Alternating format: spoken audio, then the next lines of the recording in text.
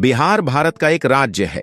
बिहार की राजधानी पटना शहर है। बिहार अपने ऐतिहासिक विरासत के लिए प्रसिद्ध है। इसका पश्चिम में उत्तर प्रदेश, पूर्व में पश्चिम बंगाल, दक्षिण में झारखंड और उत्तर में नेपाल है। गंगा नदी इसके भूभाग को दो अलग अलग भागों में बांटती है। आज हम भारत के एक ऐसे राज्य के बारे में बात करने जा रहे हैं जिनको आईआईटी और आईएएस का प्रोडक्शन हाउस भी कहा जाता है, जहां पर दुनिया का सबसे पहले लोकतंत्र स्थापित हुआ था। यह स्टेट दुनिया के सबसे पुराने रहने वाले स्थान में से एक है और इतिहास के सबसे महान राज्यों में से एक है।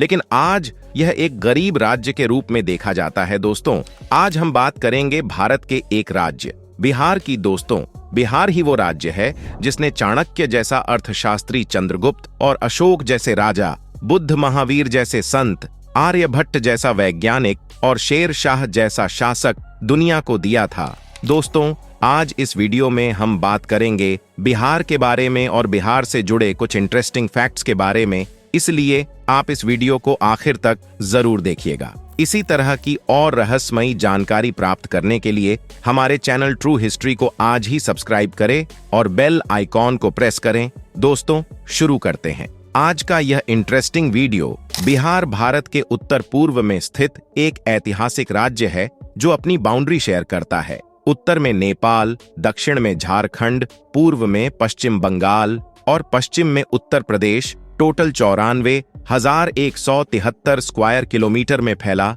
बिहार यह कुल जनसंख्या के मामले में भारत का 12वां सबसे ज्यादा ऊंचाई वाला प्रदेश है। 15 नवंबर साल 19वीं को बिहार के दक्षिणी हिस्से को अलग करके एक नया राज्य झारखंड बनाया गया था। 2011 की जनगणना के अनुसार इस देश की कुल जनसंख्या लगभग 10 करोड़ के आसपास है और आज लगभग 12.7 करोड़ के आसपास पहुंच चुकी है और जनसंख्या के मामले में भारत का यह तीसरा सबसे ज्यादा आबादी वाला शहर या राज्य है। यह गंगा नदी के ऊपर बसा हुआ एक राज्य है। गंगा विष्णु पश्चिम से पूर्व की तरफ बहती है। अगर इस राज्य की भाषा की बात की जाए तो यहाँ पर पूर्ण रूप से हिंदी, मैथिली और भोजपुरी बोली जाती है।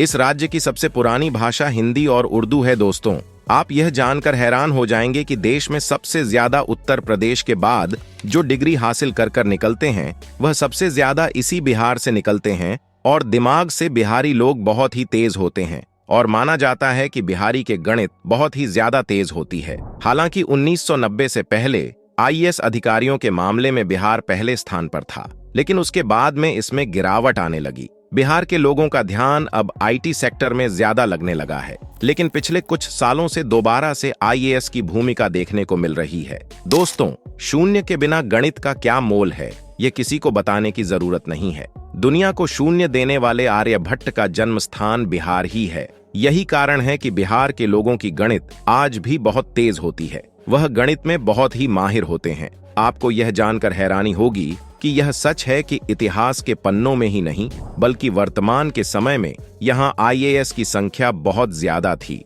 और बिहार के पटना शहर में वाईफाई का सबसे बड़ा सिस्टम लगाया हुआ है जो कि 20 किलोमीटर के दायरे में सबको फ्री वाईफाई प्रदान करता है। अमेरिका, जापान जैसे देशों में दूर दूर तक ऐसा कुछ भी नहीं है। हमारा पड़ोसी देश चीन भी इस मामले में सबसे पीछे रह गया है। भारत के सबसे पुराने मंदिरों में से एक मुंडेश्वरी मंदिर बिहार में स्थित है।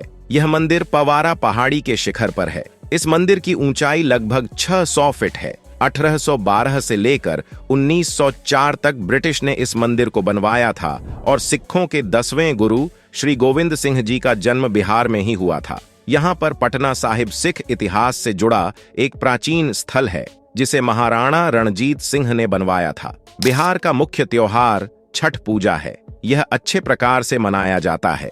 यह पूजा छठ मैया और सूर्य भगवान को समर्पित है। यह पूजा 4 दिनों तक चलती है।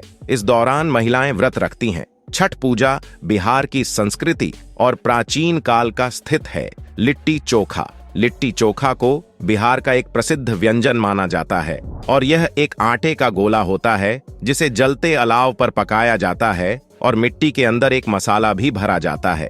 अगर चोखे की बात करें तो यह आलू, बैंगन, टमाटर को जलाकर बनाया जाता है। सबसे ज्यादा आसान बनाने वाले व्यंजनों में से एक है। बिहार के अलावा लिट्टी चोखा उत्तर प्रदेश के पूर्वांचल में भी बड़े फेमस हैं।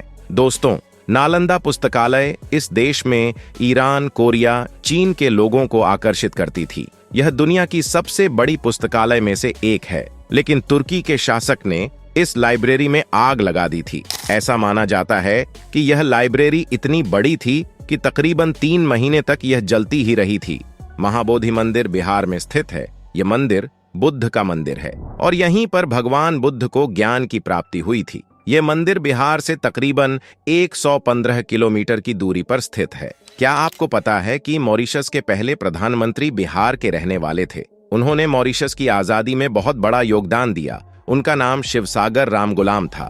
भारत का सबसे सुंदर दूसरा रेलवे स्टेशन मधुबनी है। यहाँ पर 7000 हेक्टेयर्स में बहुत ही अच्छी पेंटिंग्स बनाई गई है। बिहार के ज्यादातर लोग दूसरे राज्यों में काम करने के लिए जाते हैं और बिहार के मजदूरों को बाकी राज्यों के मजदूरों से ज्यादा बेहतर माना जाता है, क्योंकि बिहार के मजदूर बहुत ही ज्यादा मेहनती होते हैं।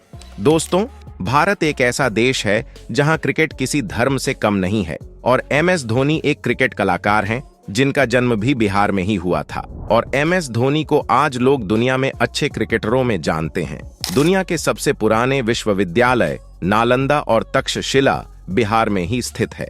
यहाँ पर पहले विदेश से भी लोग आया करते थे। बिहार का विकास 4 पॉइंट कुछ ही है और यह इस तरफ इशारा करता है कि बिहार ज्यादा तरक्की नहीं पकड़ पाया है। दोस्तों, बिहार में अपनी छुट्टी को मानने और घूमने के लिए बहुत अच्छी जगह है जहां आप घूम सकते हैं। चलिए देखते हैं बिहार के कुछ फेमस टूरिस्ट प्लेस के बारे में, जिसमें सबसे पहले है नालंदा। भारत का सबसे पुराना विश्वविद्यालय नालंदा में ही है। यहाँ घूमने के लिए बहुत चीज स्थित है और यह कहा जाता है कि यह बहुत पुराना है। और नेक्स्ट है पटना। गंगा के दक्षिणी हिस्से में बना यह शहर पटना बिहार का सबसे बड़ा शहर माना जाता है। प्राचीन भारत में पाटलिपुत्र के नाम से जाना जाने वाला यह शहर दुनिया के सबसे पुराने बसे शहरों में से एक है। पटना स्थित भक्तों के लिए सबसे बढ़िया जगह है, क्योंकि इसे अंतिम सिख गुरु श्री गोविंद सिंह जी का जन्म स्थल कहा जाता है।